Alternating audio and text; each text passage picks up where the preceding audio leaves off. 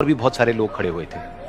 उसने दुकानदार को कई बार बुलाया, लेकिन वहां पर भीड़ इतनी थी कि दुकानदार का ध्यान उसकी तरफ गया ही नहीं।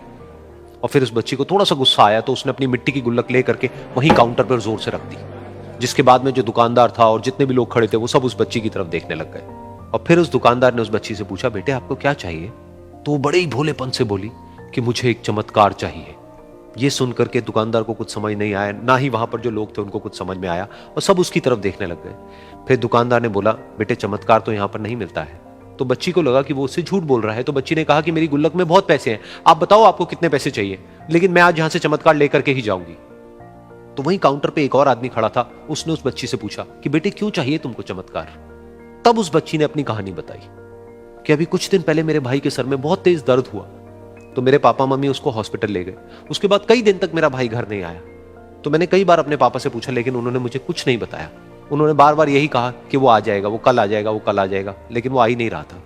तो मैंने देखा कि मम्मी रो रही है, और पापा मम्मी को कह रहे थे कि उसकी दवाइयों के लिए और उसके इलाज के लिए जितने पैसे चाहिए उतने मेरे पास में नहीं है, अब उसको कोई चमत्कार ही बचा सकता है।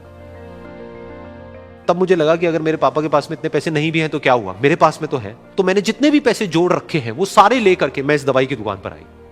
फिर उस आदमी ने उस बच्ची से पूछा, कितने पैसे हैं तुम्हारे पास में? ये सुनते ही उस बच्ची ने अपनी गुल्लक उठाई, जमीन पर फेंकी और तोड़ दी, और पैसे गिनने लग गई। बाकी सब लोग खड़े होकर के उसको देख रहे थे।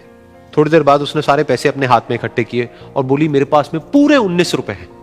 वो जो आदमी वहां पर खड़ा था वो थोड़ा सा मुस्कुराया और बोला कि अरे तुम्हारे पास में तो पूरे पैसे हैं, इतने का ही तो आता है चमत्कार। ये सुनकर के वो बच्ची बहुत खुश हो गई और बोली कि चलो मैं आपको अपने पापा से मिलवाती हूं।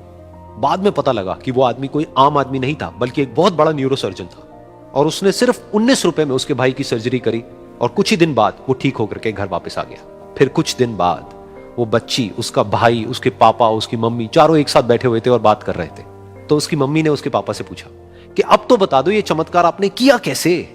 तो उन्होंने अपनी बेटी की तरफ देखा और बोले, ये चमत्कार मैंने नहीं, इसने किया है।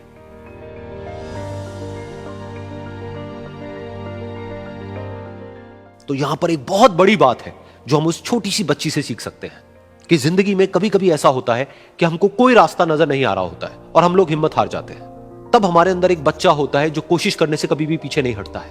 वो हार मानने को तैयार नहीं होता है क्योंकि उसको ना शब्द समझ नहीं आता है। वो बच्चा जिसके लिए कुछ भी नामुमकिन नहीं है, क्योंकि वो हर हाल में कोशिश करता ही रहता है।